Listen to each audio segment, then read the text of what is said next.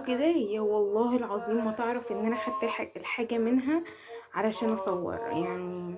انا بجيب منها بقالي فترة، والصراحة الطعم عجبني، وكمان ان هي يعني هقول لكم قصدي. بصوا قطعة البانيه، طبعا انا لسه هغسلهم هما ده كده بالمنظر اللي انا واخداه منها. انا بوريكم كل حاجة على الطبيعة عشان افهمكم بس. اعرفكم. كنت الاول بجيب بانيه، في بقى دهون كتير. في بصوا اصبر اوريكم. شايفين بقى الحاجات دي؟ في منها كتير بقى في كل واحدة.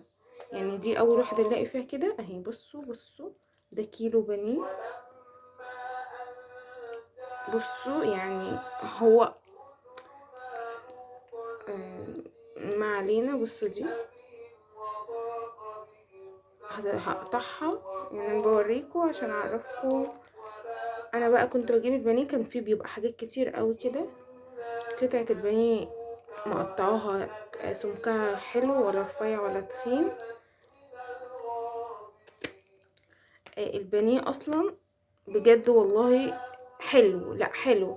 لونه حتى باين عليه هو لسه فريش اصلا، هي لسه دابحه، فلونه كده وردي. دي اهي بس حاجات بسيطه يعني لا تذكر.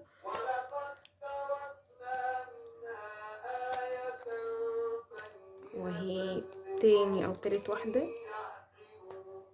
طبعا بتبقى وارد ان هي في الحاجات دي اهو.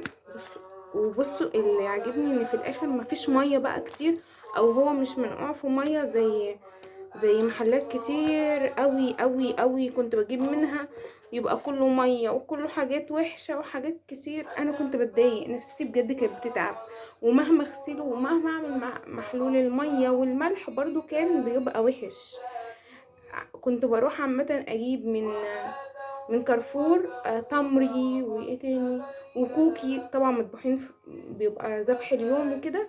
بس الاسعار كانت غالية جدا يعني. كان الكيلو بيوصل ل250 واسعار خزعبلية. ده كيلو جايباه ب145.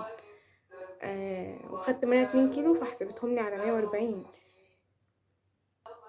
فعايزاكم بقى تقولوا لي تحبوا اروح عندها. انا الصراحه لما رحت عندها كانت يعني الناس اللي شغالين معايا ماسكين المحل من فوق لتحت وعمالين يغسلوه بميه وصابون وكده. فقولوا لي لو حابين اروح اصور معاها اصور واقول لكم، بحيث لو حد قريب مني يروح يجيب منها. اسعارها مش غاليه، وفي نفس الوقت حاجتها نظيفه يعتبر جدا جدا، مقارنه بالناس اللي ايه يعني فاتحين جنبها. هي نظيفه جدا. بصوا بقى كده ده لما غسلته خلاص ونقعته في ميه وملح وليمون. بصوا بقى لما تروحوا تجيبوا الحاجه من اي بتاع فراخ هاتوها الصبح، ما تخليهاش تكون باتت عنده بقى وفيها زفاره وشربت بقى ميه الزفاره كلها، وانتوا تيجوا مهما تغسلوا فيها هتطلع برضو مش حلوه.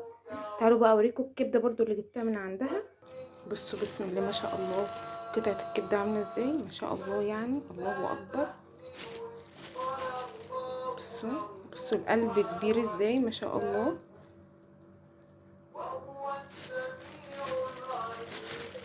حط فين البيت اهو